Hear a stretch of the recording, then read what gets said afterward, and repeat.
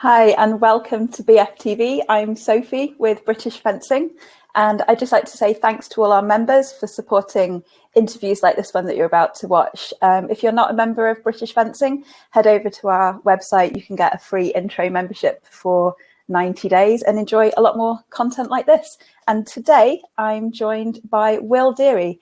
He's actually joining me from a hotel room. I'll let him tell you all about that. Will, hello. Hi, how's it going? Good.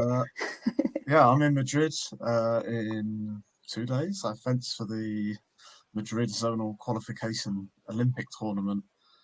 Yeah, so if I win that, we go to the Olympics. So you're in your hotel room right now? Yeah, here, got nothing else to do. So, we're good to go. Flew out here yesterday. Yeah, but everything's great. Just stuck in a hotel room quarantining till Saturday. How's it been with COVID and everything, actually, with your training in general? Pretty good. Well, when COVID started back in March, things were crazy. And I was living in Germany, training in Germany. I flew back home, and then spent 6 months in the gym at home, not fencing. Then came back to Germany and yeah, I've kind of started fencing again in September, I think. And yeah, COVID fencing wise hasn't really changed that much. I mean, we just wear a mask there and we're a lot more careful and don't get near each other. But in terms of training, everything's been pretty much the same. I have to ask you some sort of questions for people who might not know you, Will, because I met you a few years ago when I started at BF. But let's share for some people who may not be as familiar with you. How did you get involved with fencing, and how did it all start for you? Tell us a bit about your history. Okay, wow. So, I don't know, 13, 14 years ago, I think I first started fencing. I was, I don't know, 8, 9, and we just moved to a new school in Cornwall. My parents left London, left the big city, and decided they'd had enough, so came down to Cornwall. And then, yeah, I don't know, just the school I was at just had these, like, loads of clubs you could do after school. And they gave us a big long list, and I remember being in the car home with my mum and just like reading off the list, like, should I do this? Should I do that? I mean, like, some of them were just arts and crafts, It's like, oh, maybe you don't want to do that. There's like all your usual ones, rugby, tennis, whatever. And then there was fencing. And I'm an 8-year-old. I was like, what's fencing, mum? So it's like, oh, like all my friends, the new friends I had at school, they were all in the intermediate group. All I remember was that I just hated being in the beginner group. I really wanted to be in this intermediate group.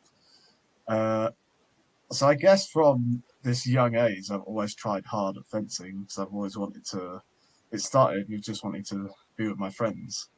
Then when I eventually moved up to the intermediate group, I could beat some of my friends, and then I wanted to beat all of them, and then it just kind of went on from there. Oh, that's ringing a bell with some of the insight we're doing into young people in schools and stuff. It's definitely all about being with your friends. I do like but then you can beat your friends. Yeah, there's nothing like 8-year-olds having fun. Oh, that's good to hear. My competitiveness was there from a young age. That's for sure. I mean, Yeah, I'm the youngest of. I have 3 brothers and 2 sisters, so I'm the youngest. So I think that's why maybe I've always been the most competitive out of everyone. Oh, that's interesting. So do you think you were competitive and that's added and helped with your fencing, or did fencing make you competitive? Do you think the competitiveness was there before, do you think? I think the competitiveness has always been there. Right. Yeah, always. Mainly, my brothers and sisters are a little bit older than me. I think the next youngest is still six years older than me. So I don't know. I just think I've always wanted to be like them, or be better than them. But I was 7 years younger, or 13 years younger than the oldest. So. Yeah. Striving Yeah, towards exactly. it. Yeah.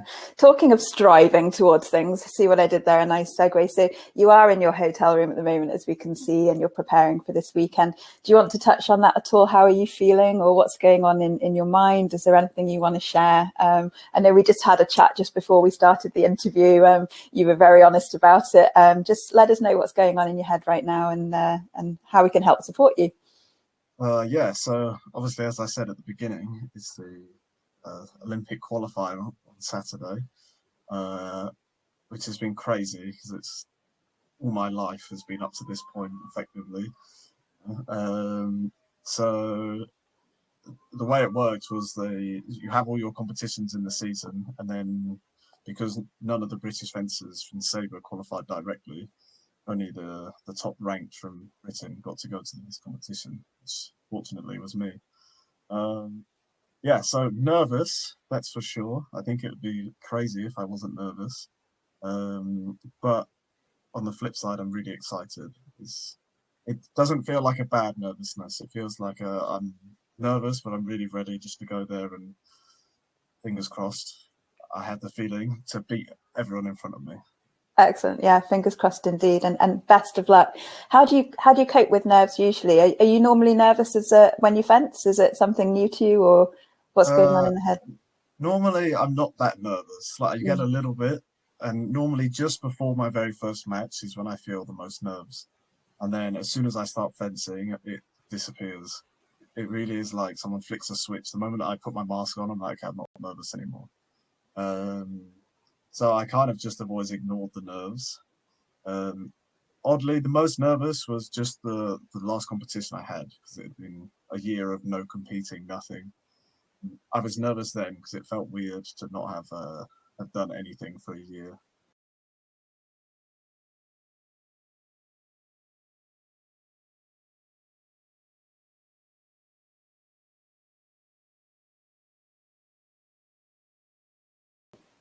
Yeah, so first of all, I just wanted to explain what diabetes is. Type 1 diabetes, which is what I have. It's where your body produces no insulin. So your pancreas is what produces insulin, just it doesn't do anything. So that makes your blood sugar go high, because insulin's the hormone that regulates your blood glucose. So, yeah, so I found out when I was 16, actually, um, which is, I guess, late. Normally, people find out pretty young or when they're way older and they get type 2 diabetes. Um, so it was a little bit of a shock. I had the first 5 or 6 years of fencing behind me, so I knew I could fence and I knew that I always wanted to fence. So I think finding out I had diabetes didn't really change my attitude towards sport or anything. I just thought, like, okay, it's a small obstacle in the way. Um, but if you're careful and organized in your life, which for me was kind of hard at first because I wasn't a very organized person, prepared for basically for every scenario. Um, and that way, I can kind of forget about diabetes and just get on with my life. Because then, if anything does happen, I know I'm prepared for it. So I can still train the same as I did before. I go to training. I just check my blood sugar, and then train normally. And if my sugar starts going low, so I don't know, maybe I gave too much insulin at breakfast in the morning, I can just eat some sugar, and then within 2 minutes I'm back fencing again, and it's fine. Um, and normally it doesn't go too high because I'm training and I'm running around a lot and fencing people, so naturally my blood sugar's not going to go as high as it would if I was just sitting here doing nothing. So yeah, for me, just being prepared was the strongest lesson I learned from diabetes, and then with that behind me, with knowing that if I was prepared, there was I don't know, no stress about it, and I could just do whatever I wanted. Was it your mum who noticed that Yeah, you had it? Is that right? yeah. So I think I was at just a competition in England. I can't remember. Maybe it was the under-17 nationals or something. I remember I just woke up and my mum had said I'd be going to the toilet all night in the hotel, and that I was really thirsty and I couldn't concentrate. I remember I was fencing in the pool. I just remember like my head being everywhere and just not being able to focus on fencing. Um, I remember my mum just thinking like, "What's going on?" I think she checked my blood sugar at the competition, and it was okay. But there Because was, your mum's diabetic, is that right? Because yeah. So my mum is diabetic, so yeah, she knew what to look out for. And mm, actually, from a young age, she'd always been testing us because yeah. with 6 kids and my mum being diabetic, it's bound one of us to get it. Um, Yeah, so in the end, I was really fortunate because they caught it so early. That was what all the doctors said. It was just super lucky, and I never went to a hospital because of it or anything like that. Whereas some people I know with diabetes, that was actually how they found out they would pass out or something and be in the hospital. Wow, yeah. So I was pretty lucky then. Yeah, I don't know. Thankfully, my mum was there to check, but She yeah, it was was there just to check, yeah. the symptoms of being like tired, groggy, and always going to the toilet, always being thirsty. And that age as well, I mean, when you're saying, oh, I wasn't very organized, I mean, what 15-year-old, 16-year-old, I mean, it's about that time in life that one is doing sort of, whether it's exams or things, it's that turning point where you kind of do start to learn to be organized or perhaps even self-sufficient in life.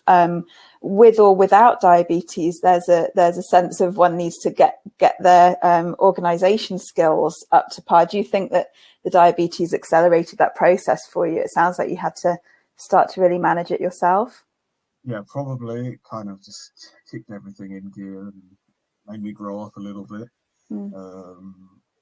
Yeah, for sure. Some of it is hard, and some of it, I don't know. It's weird adapting to being diabetic, especially when I wasn't before. Obviously, for 15, 16 years, everything was just normal. It was strange then. I found it difficult at first being at school and eating lunch and then having to give my insulin because you've got to inject yourself. Now I have an insulin pump, so it's so much more discreet. And I don't have to get any needles out or anything. It's just always connected to me.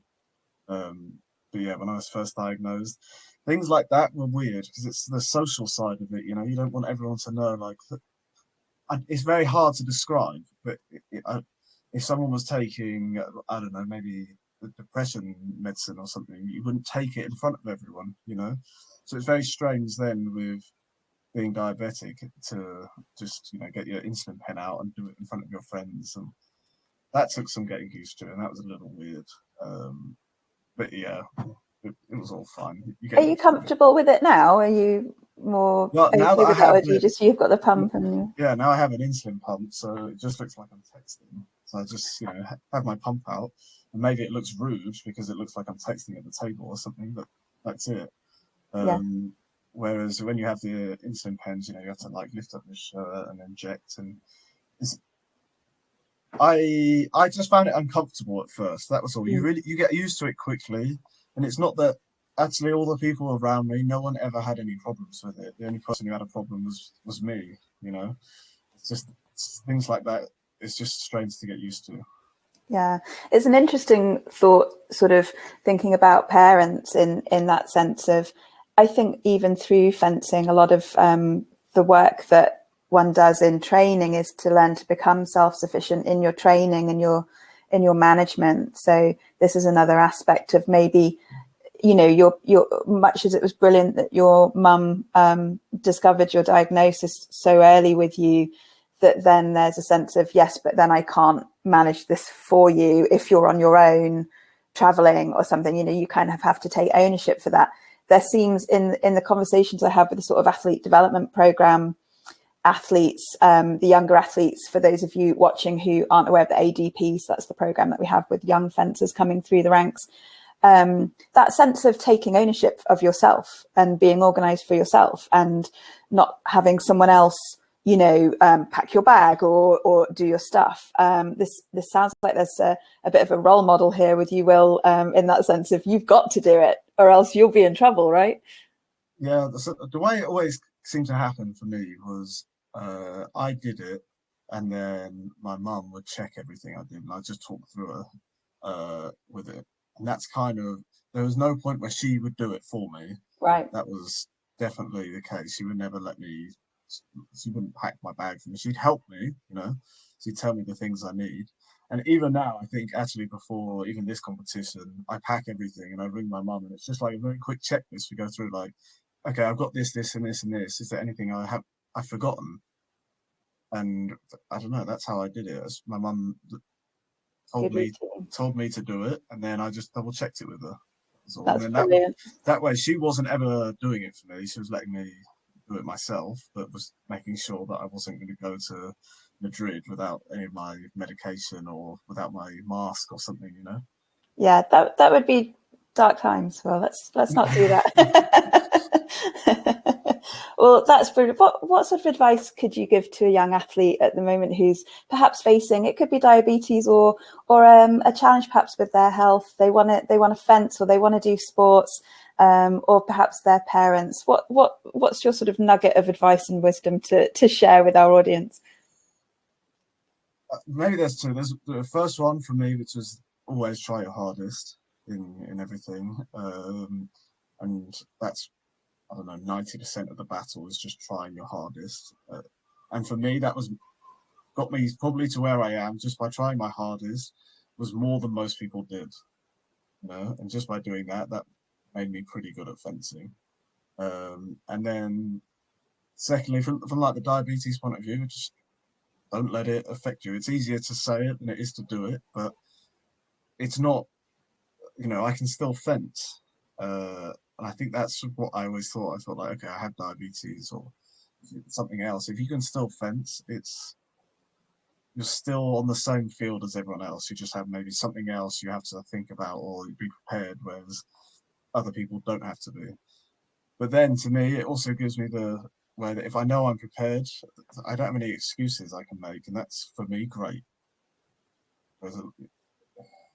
Yeah, there's just no excuses. I've worked hard all the time, and that's kind of how I got to be here, and that was, yeah, Absolute determination. Yeah, exactly. Will Deary. Maybe it isn't always going to work, you know, but it doesn't mean I'm not going to try my hardest. I'd rather try my hardest, and maybe it doesn't work out, but at least I can. If I fence on Saturday and give it everything I have, and I don't make it, I'm still going to go home on Sunday and be happy, I think. So.